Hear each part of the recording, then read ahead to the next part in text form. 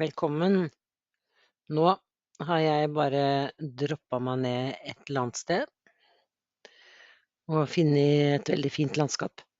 Jeg synes det er fint at det ikke er så mye greier, at jeg har litt oversikt. Så det jeg må gjøre nå er å finne ressurser. Jeg må ha saus, jeg får lagd meg seng, og så må jeg få tak i litt treverk. Det er vel ulempen når det er et så nakent landskap. Og så må jeg lage meg et hus, eller shelter.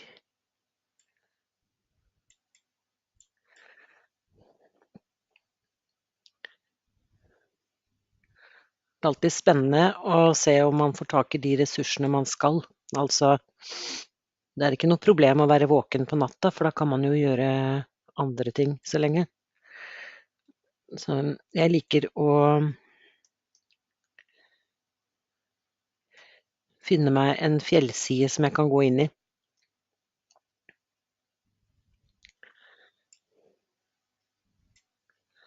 Det synes jeg er fint, for da kan jeg hente masse stein. Det er jo fint å bruke. Masse ressurser i stein, som jeg kan bruke til mange ting.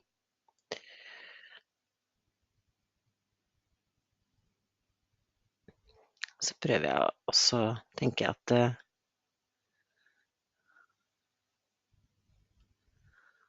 skal prøve å få ned.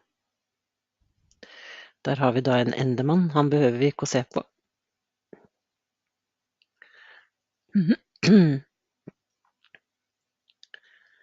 Later som at han ikke er der. Her har vi flere sauer. Dem trenger jeg. Juhu. Hva er det jeg ser der borte? Jeg ser en portal. Ved portaler så er det kister, og der kan det være litt utstyr som vi kan trenge. Det var 3 sauer. Yay.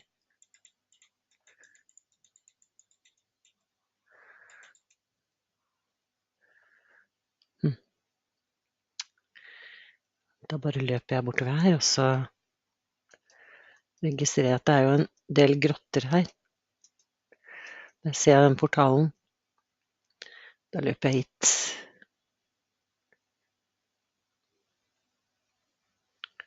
For å se om jeg kan se en kiste. Mye sau her, det er veldig fint. Da får vi sauekoteletter, her var det ikke noe våpen. Bortsett fra at jeg fikk en fin hjelm, og så fikk jeg ildladninger. Og så er det en obsidian. Og for å spare ressurser så tar jeg den her kista også. Vi kaster jo ikke bort det som vi kan bruke. Nå har jeg mange fine lammekoteletter som skal kunne gi meg litt mat når jeg nå har fått gravd meg litt inn i fjell. Sånn at jeg får lage meg et lite skjul. Jeg har nok, får aldri nok treverk, men så jeg tar litt til. Jeg håper på at jeg skulle finne øks eller hakke eller et eller annet i den kista med portalen, men det var det ikke. Så da får jeg hente litt mer treverk.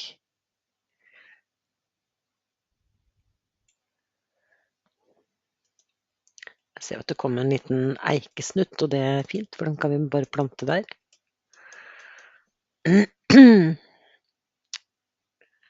Jeg ser at det er, der er det en ku. Da kunne vi fått masse ku her. Det ser ut som det er et lite juv. Vi ser hva det er for noe. Så jeg har ikke ressurser til å gå inn i noe. Men det er jo spennende å se hva det er for noe.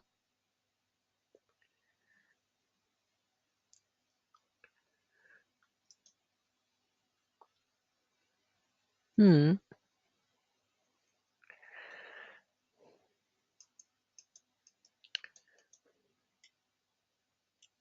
Det er et sted som jeg kan gå inn i senere når jeg har ressurser, og utforske.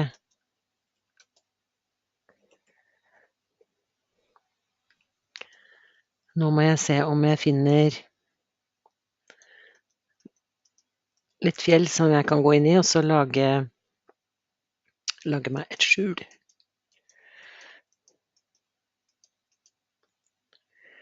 Det er masse fine steder å utforske her. Se her da. Stas. Ja. Altså det som også er litt viktig, er at vi får tak i kull. Med kull så kan vi steke kjøttet vårt. Vi kan spise det, fordi om vi ikke har noen stekeovn. Men det holder lenger hvis vi får stekt det. Se hva vi kommer til her. Skal vi se hvor sola er. Den står midt på. Den er absolutt på vei ned.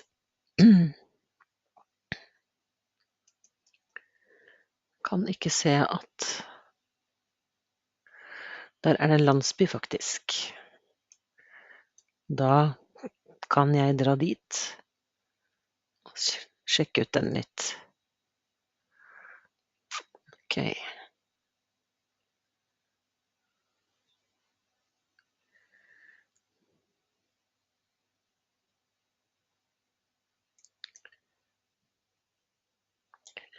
Der har vi også en gris.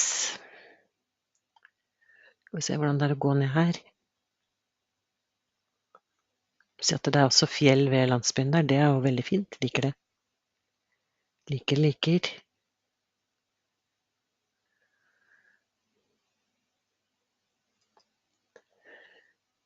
Masse ku. Det er fint, for at da skal vi kunne klare å lage oss klær.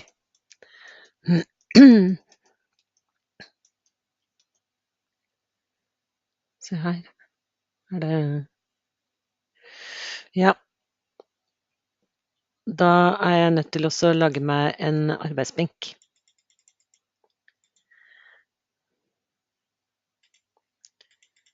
Og så må jeg ta noen pinner for å kunne lage meg en hakke. Lagde jeg ikke benk? Nei, gjorde ikke det. Sånn. Jeg må ha en hakke og en spade.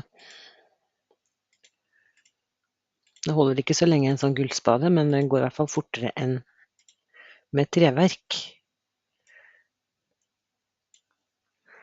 Da graver jeg litt ned, så jeg kommer litt ned på fjellet her. Da ser vi her. Oi. Her kan vi jo faktisk egentlig etablert oss. Det gjør vi. Jeg tar og slår den i stykker. For det vi kan gjøre da, er at vi kan... Ja...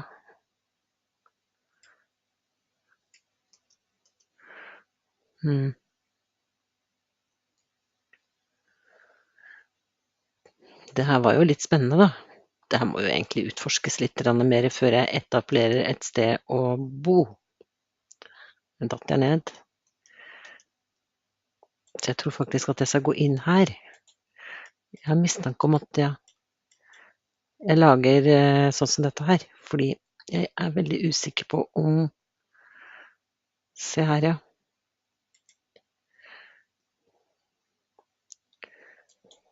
Jeg gjør det her, jeg sover her.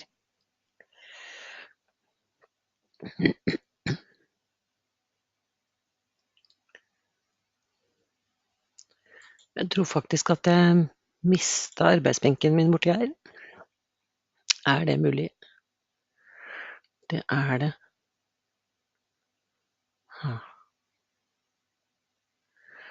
Ja. Jeg er i alle fall nødt til å få tak i... Her hører jeg en pilmann.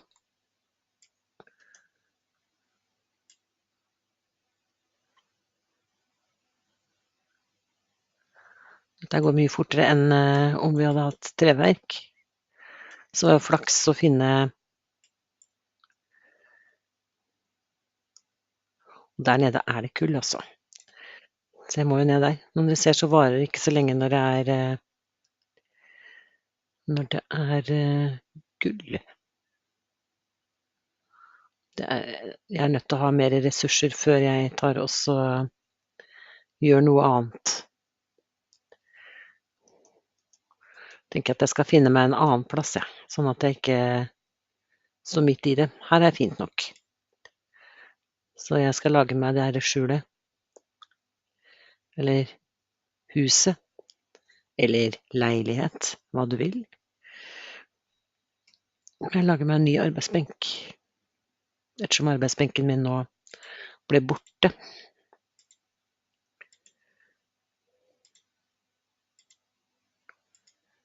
For jeg er nødt til å ha en hakke, og nå lager jeg den med stein.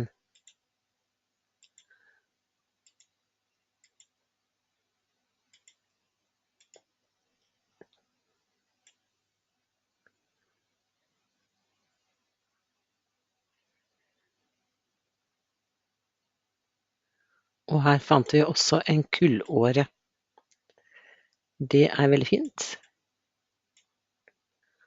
Da har vi de ressursene her. Jeg lager meg en øks av stein. Da tar jeg med meg den inn i mitt nye hus.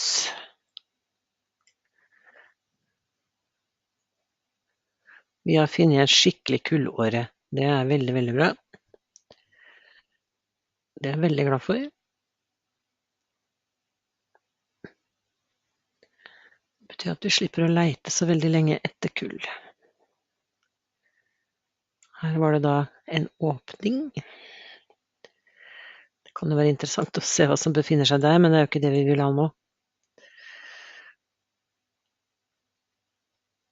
Så setter jeg arbeidsbenken min der. Og så, for å passe på at det ikke er noen som kommer inn, så vil jeg da lage meg en dør. Der. Og mens jeg er på benken, så lager jeg meg altså en seng.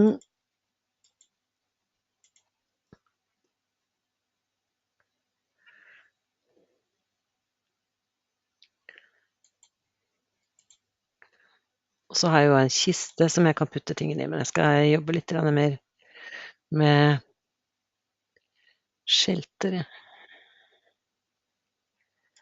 Så er det veldig fint at vi har kull der, altså det gjør at vi har lett tilgang. Og som gjør at jeg da kan begynne å steke disse her lammekotelettene.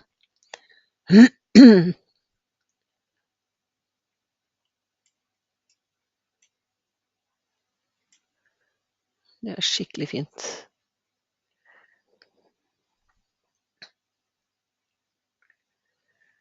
For å steke disse lammekotelettene så lager jeg en rødkom.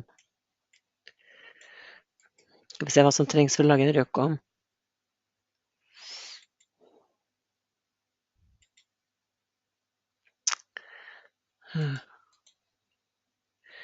Ja, skulle jeg ikke... Vi må i hvert fall uansett ha en smeltom da. Og hvis vi da har 2 smeltommer, så kan vi få en rødkom. Så det tar jeg også sånn. Rødkommen er da for å lage mat. Smeltommen, det er jo for å smelte for eksempel jern da, når jeg finner det. Men her så vil jeg da, ved å bruke kull, så vil jeg da kunne steke maten min. Det er viktig for at jeg skal kunne overleve. Vet jeg setter dette her inn i veggen. Her er det altså saker og ting. Det er grotter overalt her.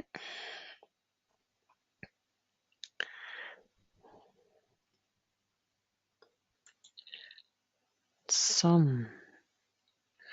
Det går altså mye fortere med en rødkom når man skal steke mat. Så det er veldig lurt. Nå har jeg funnet meg et skjul, et shelter. en leilighet, hus eller hva du vil. Og så har jeg da fått ordna meg noen arbeidsbenker, røkom og en smelteovn for å kunne smelte jern, for jeg er nødt til å ha jern. Og så har vi da funnet en kilde til kull. Masse kull. Det er skikkelig fint. Så skal jeg sette ut senga mi. Og så setter jeg den, ja, jeg kan sette den her. Og så sier jeg takk for i dag. Og hvis du liker videoen her sånn, så trykker du like, og for å få opp andre filmer når jeg legger ut det, så trykker du abonner. Det er helt gratis.